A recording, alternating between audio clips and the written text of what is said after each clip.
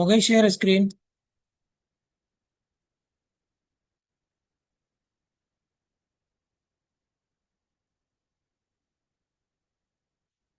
चलो ओके। तो यहां तक हमने क्वेश्चंस किए थे 316 तक। 317 वाला बताया था। फिर यहाँ से शुरू करते हैं कि सिंकिंग ऑफ आई बाल इज कॉल्ड, इसे क्या कहा जाता है? एंडोफिथेलमस, मेगलोफिथेलमस, नेनोफिथेलिमिया या स्ट्रेबेसिमस। ठीक है। तो सिंकिंग की जब भी बात आए तो सिंकिंग किसे कहा जाता है? मतलब जिसमें आई जो है वो सॉकेट में अंदर चली जाती है, सिंक हो जाती है, इनवर्ड हो जाती है या इनसाइड हो जाती है, तो इसके लिए एंडो वर्ड यूज किया जाता है।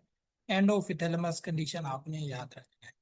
ये वो सच कोई आंसर नहीं है। बाकी मेगा माइक्रो जैसे इसमें था, हमने ऊपर क्वेश्चन एक किया था कि जिसमें स्मॉल साइज का ग्लोब हो जाता है, और जब लार्ज का पूछ ले तो मेगाफिथेलिमिया कहा जाता है। नैनो का मतलब होता है वेरी स्मॉल हो या एबनॉर्मल हो और उसके साथ स्मॉल भी हो, टाइनी हो, तो उसे नैनोफिथेलिमिया कहा जाता है। ठीक हो गया। या स्ट्रेबेसिमस कंडीशन में क्या होता है, इसमें अलाइन नहीं होते आईज वगैरह। ठीक है। क्रॉस्ड आईज होती है। इनसे भी शायद नेक्स्ट क्वेश्चन हो। जैसे यहाँ पे जैसे लार्ज है कि if I excessively large without any fluid, तो उसको मेगालोफिथेलमस कंडीशन कहा जाता है। रेस्ट्रिक्टेड मूवमेंट हो जाती है आई बाल की, तो इसको नैनोफिथेलिमिया या फिर इस्तेमाल हो जाती है जैसे मैंने बताया, तो उससे क्या कहा जाता है? नैनोफिथेलिमिया। तो ये सच इतनी इंपॉर्टेंट नहीं है क्वेश्चंस पेपर के हवाले से। उसके बाद जो क्वेश्चन आपने याद रखना है, ये वाला देख लें कि एब्सेंस ऑफ आइरिस अगर पूछ ले इसकी डेफिनेशन, तो ये भी आपने, मैंने जैसे पहले बताया, जब भी एब्सेंस या नॉट का वर्ड दे दे स्टेटमेंट में, तो ए वाला ऑप्शन आपने ज्यादा फोकस करना है। यहाँ पे भी देखे एन एरिडिया जो है, सी ऑप्शन में। Very good. तो आइरिस क्या होता है? कलर्ड पार्ट मैंने बताया था वैसे आपको, जब आइस के पार्ट पढ़े थे, जो सर्कुलर कलर्ड पार्ट होता है, कंट्रोल करता है लाइट वगैरह की इंटरेंस को। तो ये जब एब्सेंस होता है तो इस कंडीशन को एन एरिडिया कहा जाता है। ठीक है। ये आपने याद रखना है। फिर इसके साथ ये हाइफेमिया कंडीशन किसे कहा जाता है? ये ब्लड जब एंटीरियर चेंबर में, हाइफी का वर्ड किस लिए यूज किया जाता है? ब्लड के लिए। हाइफेमिया जब आईज में ब्लड की जो है अक्यूमुलेशन हो जाती है एंटीरियर चेंबर में, और पस जब आ जाती है, हाइपोपियान कहा जाता है। योन वर्ड यूज है। ठीक है। एनेरिडिया बता दिया। और एरिडोसाइक्लाइटस, ये किससे कहा जाता है? आयरस और साइलरी बॉडी की इन्फ्लामेशन को एरिडोसाइक्लाइटस कहा जाता है। ये नेक्स्ट क्वेश्चन यही है 327 पे, कि inflammation of iris and ciliary bodies is known as called. दोनों की इन्फ्लामेशन को क्या कहा जाता है? एरिडोसाइक्लाइटिस कहा जाता है। ठीक है। D option. उसके बाद नेक्स्ट क्वेश्चन आपने कौन सा याद रखना है? ये ट्यूमर से रिलेटेड इतने इंपॉर्टेंट नहीं है। ये वाले आपने याद रखने। 337 पे क्वेश्चन क्या है कि इन्फ्लामेशन ऑफ स्टेफिल ज्वाइंट। ठीक है। स्टेफिल ज्वाइंट की इन्फ्लामेशन और हिप ज्वाइंट, ये भी पेपर के लिए थोड़े इंपॉर्टेंट है। तो स्टेफिल ज्वाइंट की इन्फ्लामेशन को कहा जाता है गोनाइटस। गोना स्टेफिल ज्वाइंट जो नी ज्वाइंट होता है ना एनिमल्स में, ह्यूमंस में भी ऐसे ही होता है। तो नी ज्वाइंट होता है, उससे कहा जाता है, तो उसकी इन्फ्लामेशन को गोनाइटस कहा जाता है। ये इंपॉर्टेंट है पेपर के हवाले से। पिथो में भी शायद हमने पढ़ी थी, वरना यहाँ पे आपने रिवाइज कर देनी है। ठीक है। स्टेफिल ज्वाइंट की इन्फ्लामेशन को गोनाइटस कहा जाता है। फिर होता है एक हिप ज्वाइंट। हिप ज्वाइंट की इन्फ्लामेशन को कोक्साइटस कहा जाता है। ओक्साइटस किसे कहा जाता है? हिप ज्वाइंट की इन्फ्लामेशन को कहा जाता है। ये दोनों इंटरचेंजेबल हैं, नाम याद रखने हैं आपने, पेपर में आ सके। जैसे ये नीचे क्वेश्चन है भी से कोक्साइटस। और कफिन ज्वाइंट की इन्फ्लामेशन पूछे तो फिर उससे कहा जाता है पेडल ओस्टाइटस। ये वाला भी आपने याद रखना है। पेडल फुट को कहा जाता है वैसे। ओस्टाइटस ये बोन की इन्फ्लामेशन हो गई। तो कफिन ज्वाइंट जो इनसाइड हूफ होता है, उसमें अगर इन्फ्लामेशन हो जाती है तो उसको पेडल ओस्टाइटस कंडीशन कहा जाता है, या ओस्टियोइटस कंडीशन इसको कहा जाता है। पेडल ओस्टाइटस वाला वर्ड आपने सुना, जिसमें ये लेमनेस वगैरह या वॉकिंग में डिफिकल्टी होती। तो ये तीन चार थोड़ी डेफिनेशंस थी इन्फ्लामेशन से रिलेटेड, जो आपने याद रखनी है। फिर ये एक्सरे से रिलेटेड कुछ क्वेश्चंस हैं। ये पेपर के लिए इंपॉर्टेंट नहीं है, जस्ट आपके उसके जो है ना माइंड में क्लियर होने चाहिए। An instrument which is used for absorption of scattering radiations वो कौन सा होता है? कोलीमीटर होता है, ग्रिड होती है, फिल्टर होता है, या कैसेट होती है। ये सारे एक्सरेज में मौजूद होते हैं, एक्सरेज की बॉडी में। तो जो स्कैटर्ड रेडिएशन को एब्जॉर्ब करता है उसको ग्रिड कहा जाता है। ये आपने याद है, मतलब ऐसा होता है कुछ एक्सरे जो होते हैं ना, वो स्ट्रेट फिल्म जहाँ जो डिटेक्टर होता है वहां पे जाते हैं ताकि क्लियर इमेज बन जाए। कुछ ऐसे रेडिएशंस होते हैं जो स्कैटर्ड हो जाते हैं, मतलब स्कैटर्ड का मतलब होता है वो स्प्रीड हो जाते हैं। ठीक है, डिफरेंट डायरेक्शंस में स्प्रीड हो जाते हैं। तो इससे क्या होता है, इमेज जो है ना क्लाउडी या ब्लर्ड बन सकती है। तो ग्रिड जो होता है ये उन स्कैटर्ड रेडिएशन को एब्जॉर्व कर देता है ताकि इमेज क्लियर बन सके। तो उसको कहा जाता है ग्रिड, जो स्कैटर्ड रेडिएशन को एब्जॉर्व करता है। ठीक है, ये नैरो शेप होती है कोलियोमीटर्स। ठीक है, ये प्रोडक्शन एंड स्कैटर्ड रेडिएशंस की डिक्रीज कर देती है, एब्जॉर्ब वगैरह नहीं करती। फिल्टर आपको पता है सी ऑप्शन में है। तो फिल्टरेशन का काम क्या होता है? ये लो एनर्जी वीक एक्सरेज जो होते हैं उनको जो है ना रोक देता है। और उसके बाद कैसेट, कैसेट का काम क्या होता है? ये एक्सरे फिल्म को होल्ड करके रखता है इमेजेस में या इमेज के फॉर्म में। ठीक है, ये आपने याद रखना है। जैसे an instrument which absorb harmful and non penetrating x-rays, तो ये फिल्टर होगा। ठीक है, बाकी ये सच इंपॉर्टेंट क्वेश्चन यहाँ से नहीं है। ये वाला थोड़ा देख लें, क्वेश्चन 346, ये थ्योरी में भी हमने डिस्कस किया था कि जो है ना, if film will be dark then it indicates the condition of, अगर फिल्म डार्क बनती है तो उस कंडीशन को क्या कहा जाएगा। ठीक है, तो ये भी आपने याद रखना है। ओवर एक्सपोजर हो जाता है, अंडर एक्सपोजर हो जाता है, नो एक्सपोजर, या नन ऑफ दिस। तो ये अगर इमेज डार्क बनती है तो ये रेडिएशंस का क्या होता है? ओवर एक्सपोजर होता है। यह आपने याद रखना है। मतलब टू मच एक्सरे रेडिएशंस पड़ जाते हैं जिससे जो इमेज होती है वो बिल्कुल डार्क बन जाती है। ठीक है, या ब्लैक बन जाती है। वो किससे होता है? जब रेडिएशंस टू मच होते हैं, एक्सरेज के ओवर एक्सपोजर हो जाता है। और जब रेडिएशंस कम होंगे तो उससे वाइट इमेज बनती है। तो उससे फिर अंडर एक्सपोजर कंडीशन कहा जाता है। इसमें एक्सरेज डिटेल लॉस वगैरह हो जाती है। फिर ये वाला भी देख लें, developing time for x-ray film क्या होता है? 5 मिनट होता है, 10 मिनट, 30 मिनट, 2 सेकेंड। तो आपने याद रखना है ये कितना टाइम होता है डेवलपिंग का? 5 मिनट। इस अभी होता है ऐसा है कि जब एक्सरे लिया जाता है उसके बाद जो फिल्म बनती, फिल्म होती है उसको प्रोसीड किया जाता है डिफरेंट केमिकल रिएक्शंस में। ठीक है, उसको डेवलपर्स, या आप कह सकते हैं, आपने सुने भी होंगे, वो केमिकल्स होते हैं जिनको डेवलपर्स कहा जाता है। ये 5 मिनट का काम होता है जिसमें डिफरेंट केमिकल्स यूज किए जाते हैं उस फिल्म पे, डेवलपर्स जैसे कहा जाए। तो उसमें आपने एक याद रखना है, इंपॉर्टेंट केमिकल है जो कंट्रास्ट वगैरह के लिए यूज किया जाता है। उसका नाम पेपर में भी आ सकता है, हाइड्रोक्विनोन। ठीक है, हाइड्रोक्विनोन आपने याद रखना है। ये क्या करता है? ये कंट्रास्ट वगैरह देता है इमेज को। तो ये हाईली इंपॉर्टेंट होता है। अगर पूछा जाए कि डेवलपर में कौन कौन सा टाइप ऑफ, वैसे दूसरे भी होते हैं, ये ब्लैक इमेज वगैरह या कंट्रास्ट देता है। उसके बाद सोडियम कार्बोनेट यूज किया जाता है डेवलपर में एज एक्टिवेटर पे। अगर पूछा जाए कि डेवलपर में एज एक्टिवेटर कौन सा केमिकल यूज किया जाता है?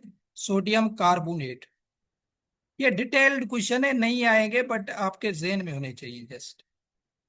सोडियम कार्बोनेट ये एक्टिवेटर का काम करता है। ठीक है, ताकि डेवलपर काम कर सके, तो एक्टिवेटर इसको कहा जाता है एक्सरे में। फिर पोटाशियम ब्रोमाइड भी वो यूज किया जाता है। ये डिफरेंट केमिकल्स हैं, नाम बताओ, जस्ट नाम भले बताऊं आपको। पोटाशियम ब्रोमाइड ये भी क्या करता है ताकि इमेज जो है वो उसमें ज्यादातर जो है ना फोगिंग वगैरह ना हो सके। तो इसका 5 मिनट का काम होता है, 5 मिनट के लिए डेवलपर्स यूज किया जाता है। ये आपने याद रहिए, डिफरेंट इसमें केमिकल्स बता दिए मैंने।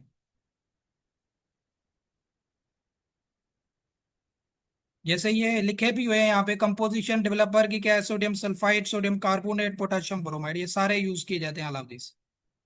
फिक्सर, फिक्सर में फिर क्या किया जाता है? जब इमेज को फिक्स किया जाता है तो उसमें अनएक्सपोज्ड जो क्रिस्टल्स वगैरह बनते हैं उसको रिमूव किया जाता है। ठीक है, तो इसमें भी डिफरेंट केमिकल्स का कमाल होता है। ये सारे केमिकल्स जो इसने ऑप्शंस में दिए हैं सारे यूज किए, जैसे सोडियम थायोसल्फेट भी यूज किया जाता है। ठीक है, सोडियम सल्फाइड भी यूज किया जाता है, एसिडिक एसिड भी यूज किया जाता है, ऑल ऑफ दिस। ये सारे केमिकल्स फिर फिक्सर में यूज किए जाते हैं। ये नाम याद रखने की जरूरत नहीं, ये हाइड्रोक्विनोन वाला पेपर में डिफरेंट बुकलेट्स में निकला हुआ है, तो ये पेपर में दे सकता है बस।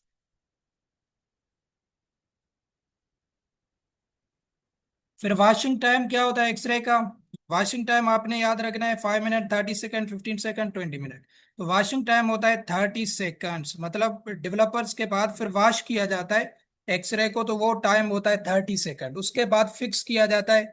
फिक्सिंग का जो टाइम होता है, ये नीचे क्वेश्चन भी है, वो 10 मिनट्स होता है। फिक्सिंग 10 मिनट्स के लिए की जाता है, फिर फाइनल वॉशिंग दोबारा की जाती है, वो की जाती है 20 मिनट के लिए। ये नीचे क्वेश्चन भी है।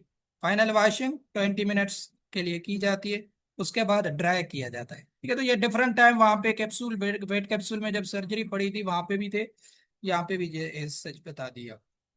ये टाइम वगैरह से सच कोई इंपॉर्टेंट क्वेश्चन नहीं है।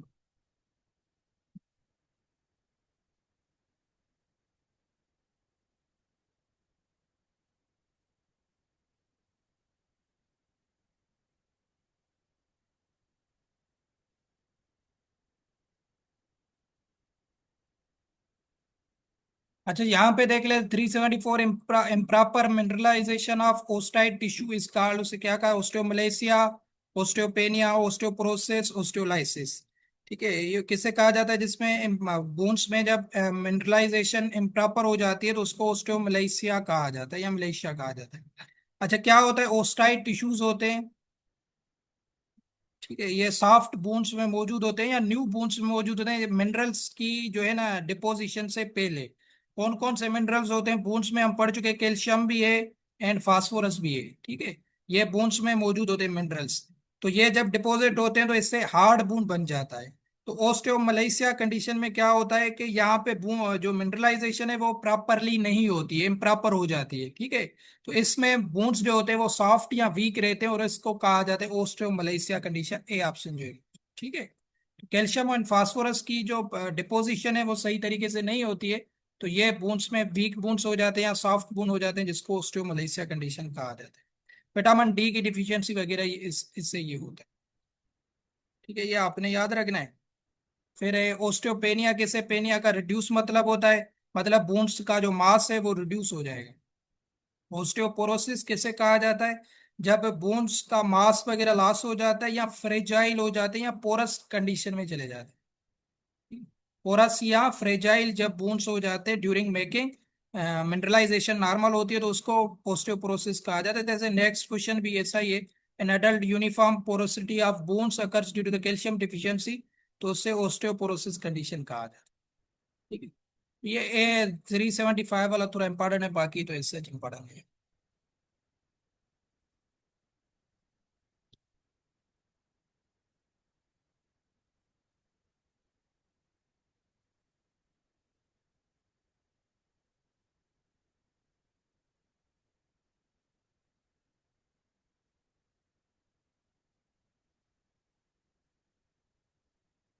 अच्छा, ये भी देख लें क्योंकि ये भी डायरेक्ट एमसीक्यूज है एक किस्म का। Firing is the best treatment of which, ये हार्स के कुछ प्रॉब्लम्स है उसमें होते हैं। तो ये ऐसा नहीं है कि उसे फायर लगाया जाता है हार्स के बोन्स को। ठीक है, ये ओल्ड टेक्निक्स थी जिसमें जो है ना हीट आयरन वगैरह यूज किया जाता था उनके फुट वाले या हुक्स वाले एरियाज पे। तो किसके लिए स्प्लिंट कंडीशन होती है हार्स में एक बनती है, जिसको ठीक करने के लिए, इसका मतलब क्या होता है? बोन्स जो होते हैं वो सोयल कर जाते हैं, स्प्लिंट बोन जो होते हैं हॉर्स की लेग में वो सोयल कर जाती है या उनकी ग्रोथ बढ़ जाती है, तो उससे सोइलिंग या लेमनेस भी हो जाती है। तो उसको ठीक करने के लिए पुराना मेथड है, बट एमसीक्यूज में ये डायरेक्ट आ सकता है कि firing is the best treatment of किसके लिए? स्प्लेंट कंडीशन के लिए। आपने याद रहे, मतलब पुराने जमाने में ये इस तरीके से आयरन वगैरह को हीट करके ना वहां पे लगाया जाता था ताकि इफेक्टेड एरिया है जो स्किन का वो ठीक हो सके। तो तब से इसका नाम ट्रीटमेंट का फायरिंग बन गया था। ठीक है, तो ये स्प्लेंट कंडीशन बनती है उसमें यूज किया जाता है। डिस्माइटस किसे कहा जाता है? लिगामेंट की इन्फ्लामेशन को। बाकी ये भी एक बहुत टेडान, ये भी प्रॉब्लम होती है जिसमें टेडान वगैरह की इन्फ्लामेशन हो जाती है। ठीक है,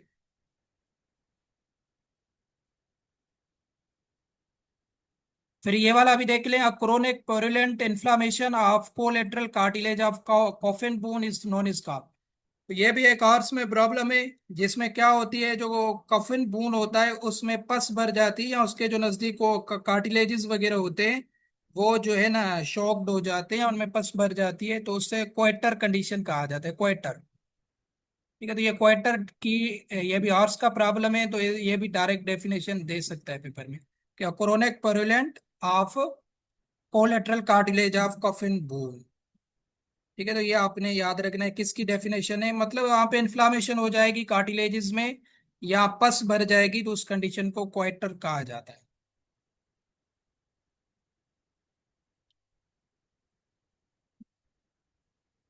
अच्छा, फिर होती है बटरेस फुट भी एक प्रॉब्लम होती है, इसको डिस्कस करते हैं, इस क्वेश्चन में ही करते हैं 399 में। ठीक है, ये आपने याद रखना है। बटरेस फुट का एक अदर नेम है पैरामिडल डिजीज। ठीक है, पैरामिडल डिजीज किसे कहा जाता है, बटरेस फुट, ये भी प्रॉब्लम होती है हॉर्सेस में। बटरेस फुट जिसे कहा जाता है, इसमें क्या होता है, जो फ्रंट टॉय रीजन होती है ना, वहां पे सोलिंग हो जाती है हूव्स में। क्रोनिक केसेस हो जाते हैं, ये भी कफिन बोन की स्ट्रक्चर ही होती है, मतलब ब्लजिंग हो जाएगी, इसलिए इसको बटरेस कहा जाता है। ठीक है, तो यहाँ पे फिर पैरामिडल टाइप स्ट्रक्चर, ऐसे पैरामिड्स होते हैं ना, इस तरीके से इन्फ्लामेशन हो जाती है। ठीक है, तो उसको पैरामिडल डिजीज कहा जाता है। तो इसमें भी वही लेमनेस वगैरह हो जाती है, सेम चीजें, बस सिर्फ नाम आपने थोड़े बिठाने कि किसमें क्या क्या चीजें यूज हो रही हैं। इससे रिलेटेड और भी है कि वो जो है ना, नेक्स्ट क्वेश्चन में है शायद 402 पे के swelling of coronary band with raised hair is the condition, ये भी बटरेस फुट को कहा जाता है। ठीक है, जिसे पैरामेडल डिजीज कहा जाता है, तो इसमें जो कोरोनरी बैंड होती है, सॉफ्ट बैंड होती है top of the hoof horse में, तो वहां पे जो हूफ्स की ग्रोथ होती है, वहां पे हेयर्स वगैरह जो है वो रेज्ड हो जाते हैं या वहां पे सोइलिंग हो जाती है, तो उसको बटरेस फुट कहा जाता है। तो ये बटरेस फुट से दो एमसीक्यूज हैं, एक पैरामेडल डिजीज है, दूसरा है कि कोरोनरी बैंड में सोइलिंग हो जाए तो तब भी उसको क्या कहते हैं, बटरेस फुट कहा जाता है। ठीक है, ये आपने याद रखना है। 403 पे क्या है कि क्रोनिक हाइपरट्रॉफी ऑफ फ्रॉग जो है ना third flanks is known is called, तो इससे क्या कहा जाता है, तो ये भी क्वेश्चन थ्योरी में बताया था। कैंकर प्रॉब्लम होती है, ये भी आर्स का प्रॉब्लम है। कैंकर, तो इसमें फ्रॉग क्या होता है, ये वी शेप्ड बोन होता है सॉफ्ट, वो अंडर हॉर्स हूफ्स में, तो वहां पे जो है ना क्या हो जाती है, हाइपरट्रॉफी हो जाती है, मतलब वो थिक हो जाता है या उसकी ग्रोथ ओवर ग्रोथ हो जाती है, तो वहां से फॉल्स स्मेलिंग भी आती है। तो क्रोनिक हाइपरट्रॉफी ऑफ फ्रॉग की जब भी बात आए तो आपने कैंकर याद रखना है। ठीक है, वी शेप्ड बोन में। बाकी फाउंडर वगैरह इनको नीचे क्वेश्चंस दिए हुए हैं, फाउंडर देखते हैं। थ्रश तो मैंने पहले भी बताई थी आपको। थ्रश में क्या हो जाता है, यहाँ पे स्फेरोफोरस बैक्टीरिया जो होती है या मडी ग्राउंड से या जो है ना मडी वगैरह से फॉल स्मेलिंग डिस्चार्ज होती है पाँव में, तो उसको थ्रश कहा जाता है।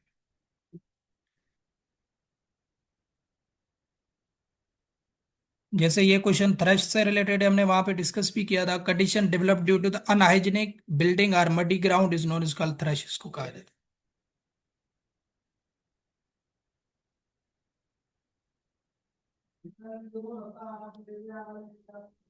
411 में क्वेश्चन ये अदर नेम ऑफ लेमनाइटस, ये वेरी इंपॉर्टेंट क्वेश्चन है, फाउंडर से रिलेटेड कुछ वो देखते हैं। अभी फाउंडर जो है ना, ये भी आर्ट्स में होती है, फाउंडर को और क्या कहा जाता है, लेमनाइटस कहा जाता है, ये आपने याद रखना है, क्योंकि कफन बोन में वहां पे एक सेंसिटिव लेमनाई होती है जिसमें इन्फ्लामेशन हो जाती है, वो भी थर्ड फ्लैंक स्पून होता है हूफ वाल के बाहर, तो इसलिए इसको लेमनाइटस कहा जाता है। इससे रिलेटेड तीन चार एमसीक्यूज ही वहां पे थ्योरी में भी डिस्कस किए थे, यहाँ पे भी मौजूद है, जो आपने देखने हैं। सबसे पहले लेमनाइटस फाउंडर अगर पूछ ले, दूसरा क्या है, aseptic spontaneous inflammation of sensitive laminae of foot, ये भी जब पूछ ले तब भी बात किसकी होगी, फाउंडर की बात होगी। एसेप्टिक, जो एसेप्टिक का क्या मतलब होता है, नो, एक फिर वही वर्ड लगा, ए का मतलब नॉट, मतलब नो इन्फेक्शन। ठीक है, यहाँ पे कोई इन्फेक्शन या बैक्टीरिया वगैरह नहीं होता, जो सेंसिटिव लेमनाई होती है वहां पे जो है ना क्या कहते हैं, अटैचमेंट हो जाती है कफिन बून के साथ, तो वहां पे इन्फ्लामेशन हो जाती है। तो ये किस में देखा जाता है, ये भी फाउंडर में देखा जाता है, ये भी आपने याद रखें। ये तीन चार पॉइंट है। तीसरी पॉइंट याद आपने फाउंडर से रखनी है, सीडी टॉय कंडीशन। ये भी जब भी पूछ ले सीडी टॉय कंडीशन किस में होती है, तो ये भी होती है फाउंडर या लेमनाइटस में। सीडी टॉय इसलिए कहा जाता है, इसको व्हाइट लाइन डिजीज भी कहा जाता है। ठीक है, व्हाइट लाइन। अच्छा, व्हाइट लाइन वो होती है जो टोए को सेपरेट करती है हूफ वाल से, तो उसको व्हाइट लाइन कहा जाता है। तो अगर वहां पे हूफ्स में इन्फ्लामेशन हो जाती है तो ये भी किस में देखा जाता है, फाउंडर में। तो बस आपको ये अदर नेम इसका पता हो, सीडी टॉय कंडीशन, तो ये भी जब पूछ ले तो ये भी आपने याद रखना है, फाउंडर में देखी जाती है। तो ये फाउंडर से तीन चार क्वेश्चन से, वो कोई एक भी दे सकता है इसमें से। यहाँ क्वेश्चन ये आपने याद रखा, high amount of histamine secretion developed in a condition. जब हिस्टामाइन की सीक्रेशन ज्यादा होगी तो ये किस में देखा जाएगा, ये भी फाउंडर में देखा जाएगा। हिस्टामाइन क्या होता है, केमिकल होता है, कब रिलीज होता है ये हम पढ़ चुके हैं, जब इन्फ्लामेशन होती है। जब large amount of inflame histamine secrete होता है तो वहां पे जो ब्लड वेजल्स होते हैं वो डायलेट हो जाए, वाइड हो जाती है, वो होती। तो ये सेंसिटिव लेमिनाई में देखा जाता है जब ये फाउंडर वाली कंडीशन होती है, तो उसमें ये देखा जाता है। तो ये आपने ये भी याद रखना है किस में होता है, फाउंडर में होता है। ये फाउंडर से चार पांच क्वेश्चन हैं। Laminitis, seedy toe condition, aseptic spontaneous inflammation of sensitive laminae, high amount of histamine. दूसरा और भी क्वेश्चन है, due to obesity and injection of grass developed which condition.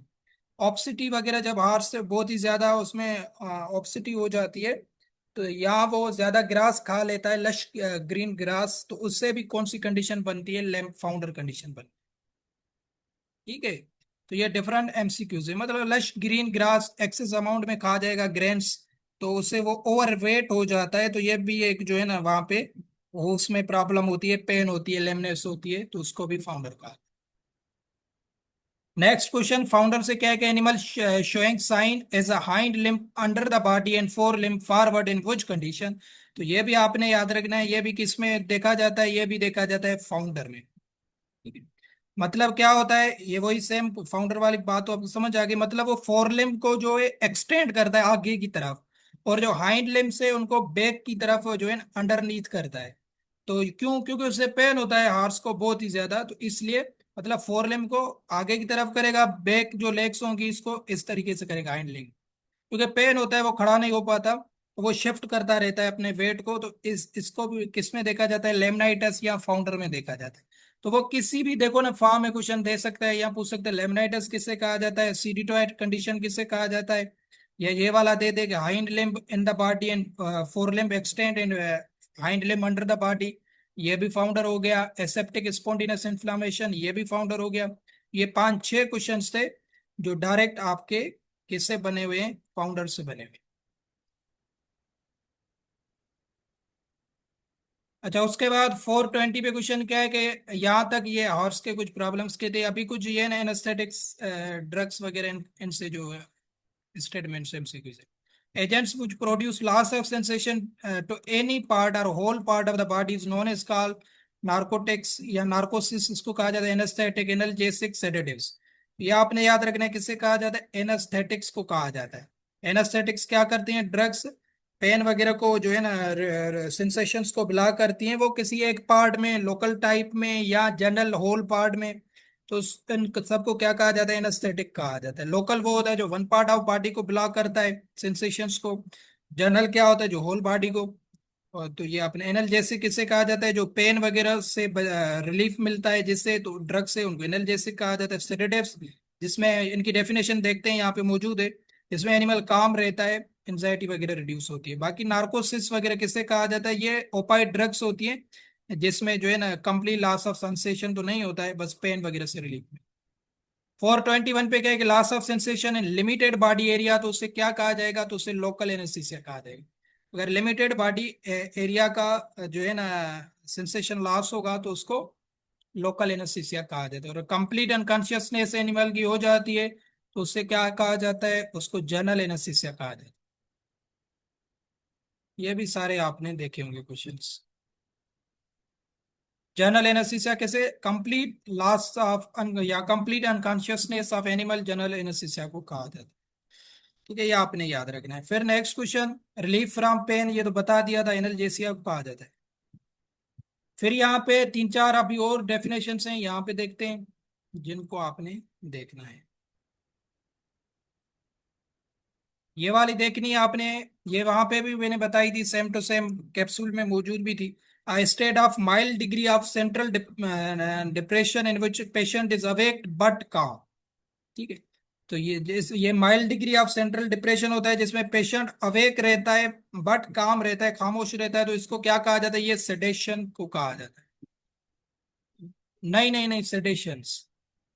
वो ट्रांक्विलाइजर में जब अनकंसर्न्ड होगा सराउंडिंग से, सेम डेफिनेशन होगी, बट जब अनकंसर्न्ड अबाउट सराउंडिंग्स एनवायरनमेंट से होगा तो उसको ट्रांक्विलाइजर का। देखते हैं इसकी डेफिनेशन। बट सेडेशन किसे कहा जाता है? ये माइल्ड डिग्री ऑफ, ठीक है, okay okay, mild degree of central depression in which patient is awake but काम, यहां तक अगर डेफिनेशन आए तो आपने याद रखना है ये सेडेशन की बात हो रही है, ठीक है, ये आपने जहन में बिठाना है। बाकी ये हाइप्नोसिस ये क्या होते हैं, ये जो है ना स्लीप लाइक स्टेट होती है, ये भी नीचे क्वेश्चंस देखते हैं, ट्रांक्विलाइजर्स का भी दिखाता हूँ। उसके बाद यहाँ पे आपने देखना है ये an artificially induced sleep and the result from moderate depression of central nervous system, तो इसको क्या कहा जाता है? हाइप्नोसिस कंडीशन कहा जाता है। हाइप्नोसिस में क्या होता है कि आर्टिफिशियली इंड्यूस स्लीप्स यूज किए जाते हैं, ड्रग इंड्यूस स्लीप यूज किए जाते हैं, जिसमें पेशेंट स्लीपिंग मूड में होता है, बट वो अवेकेंड हो जाता है इजीली, अगर आप उसे टच करेंगे या उसे नाम से पुकारेंगे तो वो आंखें खोलेगा या वो अवेक हो जाएगा। तो इसको कहा जाता है आर्टिफिशियल इंड्यूस स्लीप, उसको जो है ना दिया जाता है, मॉडरेट डिप्रेशन में होता है, तो ये भी डायरेक्ट क्वेश्चन दे सकता है जो है ना, तो उसे क्या कहा जाता है? हाइप्नोसिस कहा जाता है। अगर डीप स्लीप की बात है, ये मैंने वहां पे भी आपको बताया था कि ये कीवर्ड्स आपने याद रखने हैं, जैसे आर्टिफिशियली इंड्यूस स्लीप का वर्ड आए तो हाइप्नोसिस, अगर डीप स्लीप की बात आए तो फिर आपका होगा नार्कोसिस।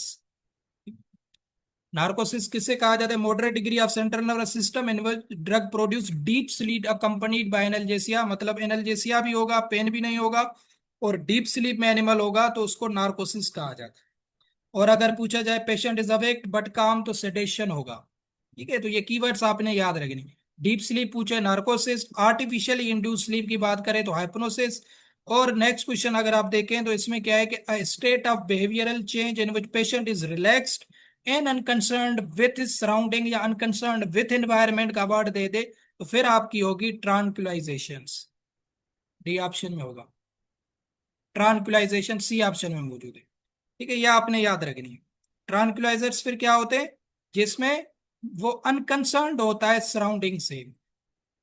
दिखा देता हूँ, state of behaviour change in which patient is relaxed and unconcerned with surrounding, ये आपने याद रखना है। जब अनकंसर्न्ड की बात करें तो फिर आपका होगा ट्रांक्विलाइजर्स।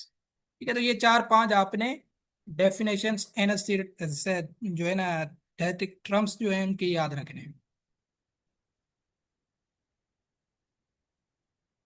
क्लियर है यहाँ तक? शाबाश।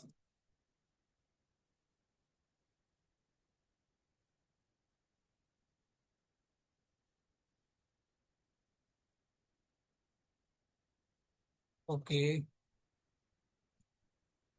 अच्छा ये भी वहां पे बताया था मैंने। 430 पे light level of general anaesthesia usually produced by pre anaesthetic is known, इसका light anaesthesia, basal anaesthesia, sedation, narcosis, ये तो नहीं होंगे क्योंकि इनकी तो डेफिनेशन हम पढ़ चुके हैं। तो इसे क्या कहा जाता है? लाइट एनेस्थीसिया कहा जाता है। बस उसने स्टेटमेंट में भी दे दिया, light level of general anaesthesia usually produced by pre anaesthetic, मतलब प्री एनेस्थेटिक फॉर्म में जो पहले आप देते हैं लाइट लेवल की एनेस्थीसिया, तो उसको लाइट एनेस्थीसिया ही कहा जाता है, ये आपने याद रखें। ये आपकी रिपीटेड है सेम टू सेम वीओ 2020 में शायद। ठीक है, कॉपी पेस्ट हुई थी यहाँ से ये भी डेफिनेशंस।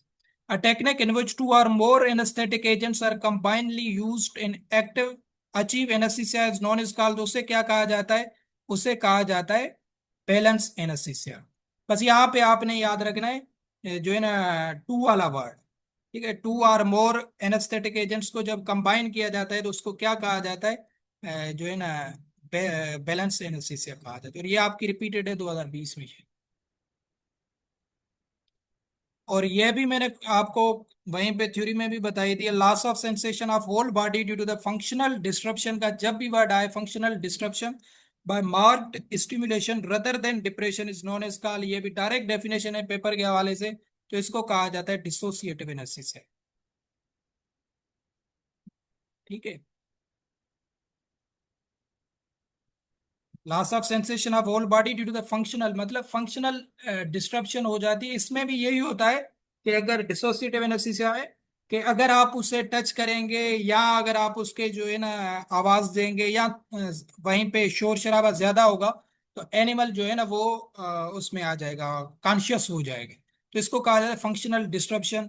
Bye stimulation. ठीक है, स्टिमुलेशन जब किया जाता है तो वो फंक्शनल उसके फिर डिस्टर्ब हो जाता है, तो इसको डिसोसिएटिव एनास्थीसिया कहा जाता है। और ये डिसोसिएटिव एनास्थीसिया में आपको एक ड्रग भी बताई थी थ्योरी में, उसे केटामीन कहा जाता है। अगर पूछा, ये भी क्वेश्चन आया है कि केटामीन कौन सी ड्रग है डिसोसिएटिव एनास्थीसिया है। ठीक है, ये आपने याद रखना।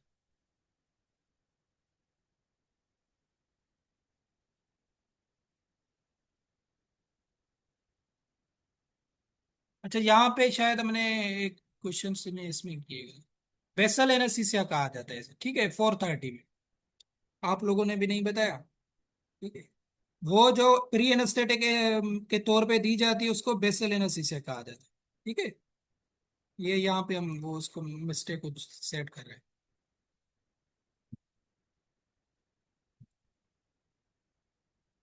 स्मॉल एनिमल्स में डोज कितना दिया जाता है ये भी बताया हुआ है, ये इतने इंपॉर्टेंट नहीं है। स्मॉल एनिमल में एनेस्थेटिक का डोज ज्यादा दिया जाता है as compare to large animals. ठीक है, ये आपने याद रखना। ठीक है, स्मॉल एनिमल ये भी थ्योरी में वहां पे हमने डिस्कस किया था। स्मॉल एनिमल्स में एनेस्थेटिक का डोज ज्यादा दिया दिया जाता है as compare to large animal, मतलब लार्ज एनिमल्स में कम दिया जाता है। और जो फैटी एनिमल्स होते हैं उनमें आपने याद रखना है, जो है ना डोज जो है, sorry, in comparison to lean muscular animal and fatty animals requires, इनमें भी लेस एनेस्थेटिक का डोज दिया जाता है। एक्टिव एनिमल्स में फिर ज्यादा दिया जाता है।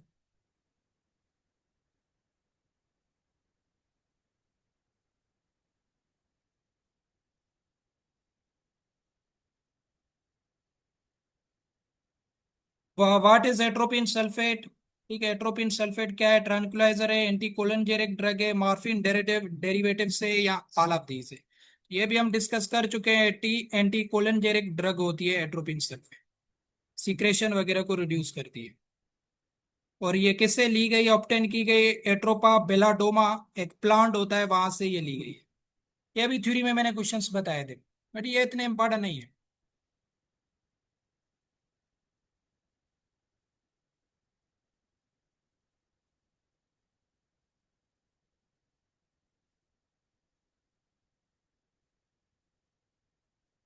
डोज वगैरह से क्वेश्चन नहीं आता है इसमें, आपने परेशान नहीं होना, क्योंकि डोज वेरी करते हैं।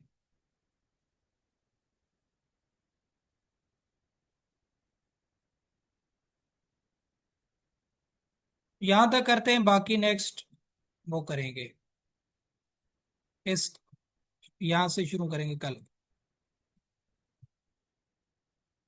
ठीक है भाई।